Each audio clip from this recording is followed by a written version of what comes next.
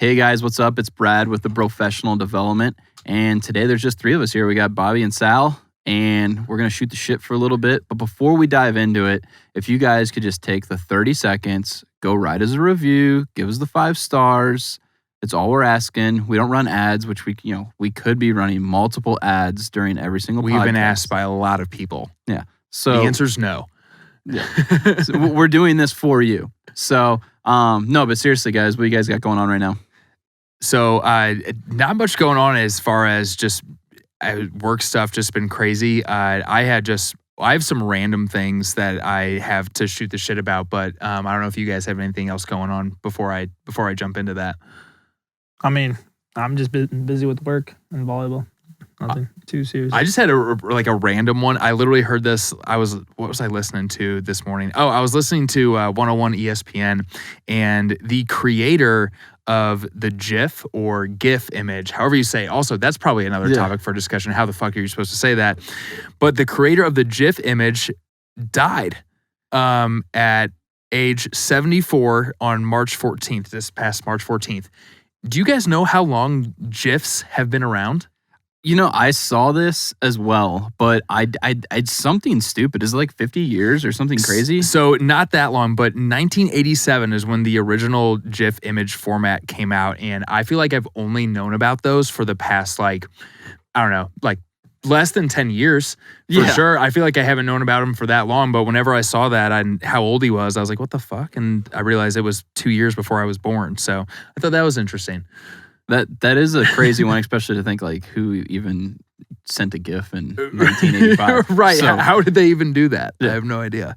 But that was just a random thing that I had. What about you? What you got going on, Brad? Well, I mean, I think we literally have to address like the biggest news of the week, which probably everybody else in the podcast world has talked about, is Will Smith and Chris Rock. Chris Rock makes probably like one of the tamest jokes in history in all reality of where it could land on like the scale of like appropriate and inappropriate. And Will Smith gets up and just boom right across the face of old Chris Rock. So when I first saw it, I was like, that was fake, 100% fake.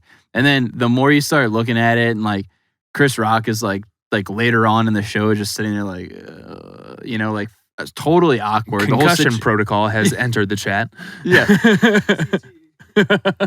So I thought it was obviously it's huge news. What did you guys think about it? Because I saw David Spade said, he's like, people are like, well, why would he make a joke like that? Like they know that, Jada Pinkett Smith has alopecia or whatever, which I made sure was not like a terminal illness, and it's not.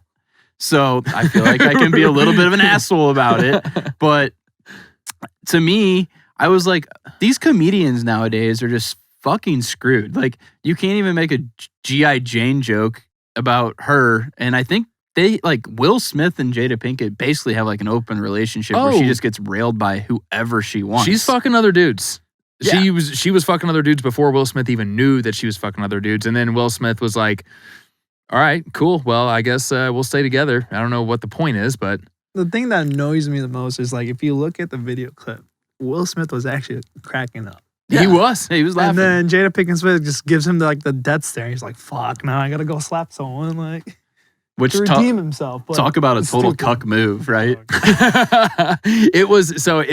I've seen a lot of stuff on it, and I actually have a quote from Chris Rock after the fact, so my initial thoughts on it, and I wrote this down too, because I was like, I figured we'd be talking about this.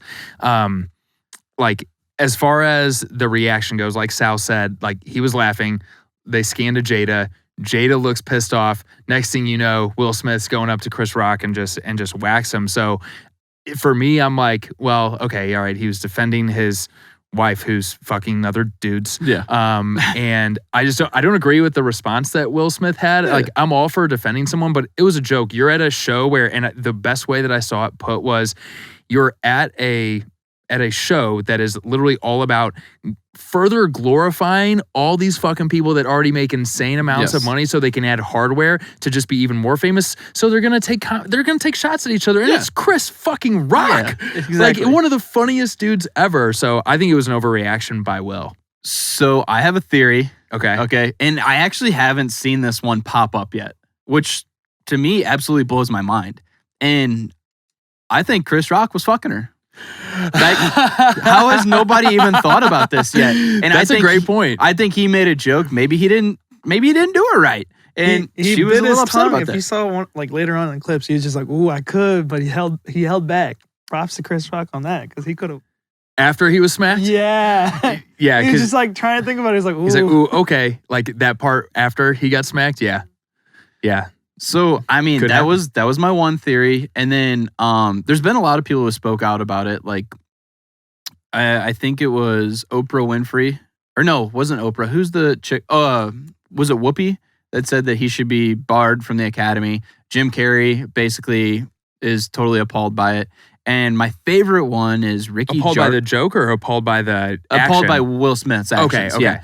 And my favorite one was Ricky Gervais. Is that how you say his Yeah. name? From the creator of The Office, basically. Basically, like just Ricky Gervais. Gervais. So right, bro. Gervais? He's a Gervais. legend. This Yes. is Missouri. We say Versailles. Yeah. Like, So he basically was like, he said that the reason he could never be on that awards show is because they wouldn't allow him to write his own jokes and say whatever he wanted. And that's something I brought up with my wife. I'm like, who knows if Chris Rock even wrote that joke, first of all? And then, do you know how many people probably read that joke before the show started and was like, that's fucking funny? And like, that doesn't cross the lines at all. So to me, it's just pretty wild. Well, so there's been some TikToks with individuals that have alopecia. Yeah. Okay. Yep. And they even said that. Well, like, I don't know. Ask Rich if that's a proper that is right. pronunciation. That is right. Well, yeah. So like even they were going on TikTok. They were like, I thought you were "That making a joke was ball pretty joke funny." for a Like, second. But yeah, so they were saying that like that joke is like completely normal compared to like other jokes that they heard. Right. So they thought it was kind of stupid for them to be like super pissed off about it. But Right. And Brad, like you said too, it's not like she has if she was going through chemotherapy or something like that, obviously something that you Tread don't lightly. touch. Yeah. Right. And like, I know people that have alopecia and like, I've never heard anyone make jokes at each other's expense, but it's like G.I. Jane too. Like Demi Moore was a fucking dime in G.I. Jane. And it's like Jada Pinkett, she was rocking it, man. So I don't know. I think Will Smith overreacted completely. But maybe, like you said, maybe Chris Rock just didn't fuck her right. Yeah, and she was pissed. Yeah. So that's my theory on that one. what did you guys think about Ricky Gervais? he brought about the comment about how like Oscars they provided goodie bags for each celebrity, saw that, and yeah. it was like $140,000 per bag. Yeah. Weird. I did not see that. Yeah, and he was like blasting on how like, oh, celebrities are like able to do like receive these bags, but they cannot take this money and go put it into like charity for Yeah. like people that's dealing with Ukraine war and the Russian war. Yeah. He like blasted them about it. Yeah, I saw that in the same article, basically saying, like, here's all these celebrities trying to like take a stand for something, and then the bag that they have is worth more than what most people make in an entire year. So That's I thought insane. that was interesting. To kind of move forward from this, let's go into the sports world a little bit. Did you guys see that our former president of the United States hit a hole-in-one the other day? I did not see that. Who was that? Was it Trump? It was Trump. I didn't yeah. see that. No. Yeah, so Trump hit It a didn't come across on hole-in-one. the ESPN bottom line. That's where I get my news from. Yeah, he hit a hole-in-one with, he was playing with Ernie Els and a couple other former, like, pro golfers. And he issued a statement on it. And just, like, to get an idea of what he said, which now, of course, I can't find it. Okay, so the statement from Donald J. Trump, 45th President of the United States. He basically said, it was a 5-iron from 181 yards, which sailed magnificently into a rather strong wind with approximately 5 feet of cut. It bounced a couple of times and a clank. So I thought it was just hilarious. Like, I mean, you guys know I'm like a Trump fan and all. So to see that like he issued a statement about hitting a hole-in-one though was like kind of next level. That is Flex. for sure. And that is 100% on par with everything that is Donald Trump. Yeah. That's kind of awesome that he did that though. Yeah. But it's sticking with golf. Tiger Woods has shown up at Augusta. I mean, obviously, I'm not deep in the golf world. I know Bobby and Dan are the golfers of the group here. What do you think? Is he gonna make a comeback? Is he gonna play or what? Dude, I really hope that he does, because they had that tracker that was like a jet that is registered in Tiger Woods' name is traveling to Augusta, Georgia, and everyone was just freaking creaming their pants.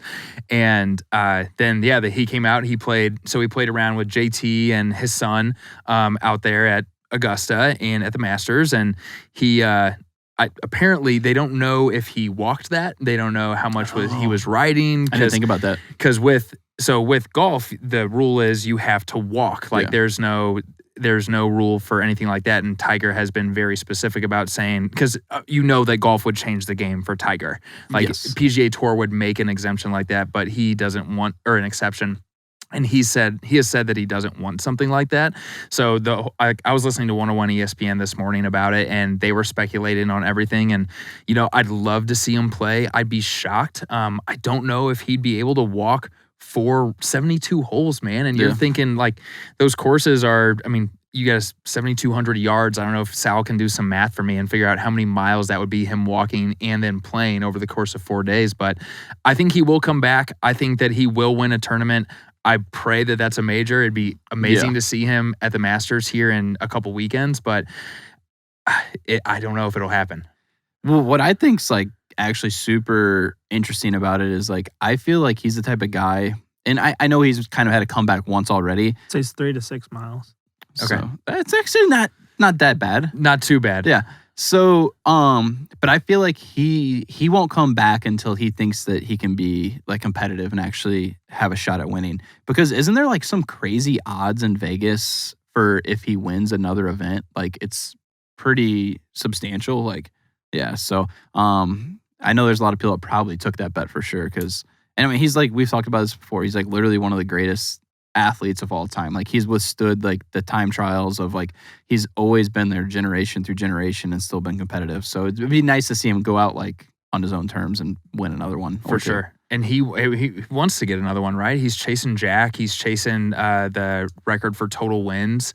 And Sal, didn't he like change it? Like he won the Masters, then he changed his swing up and then won it again, right? So he won it, I think it was back in 19. I don't know. You'd have to look and see when he won last, but I know that he did make some changes. But so he's a pretty big like golf historian nut. And this is what they were talking about on 101. This is not like me doing research prior to this, but just listening. And so Ben Hogan, he came back from a bad car accident whenever he got hurt in a really, really bad car accident. They didn't think he'd ever play again. Ben Hogan came back and he ended up winning another major, and he probably won a couple more tournaments. So Tiger's probably thinking, all right, let's let history repeat itself.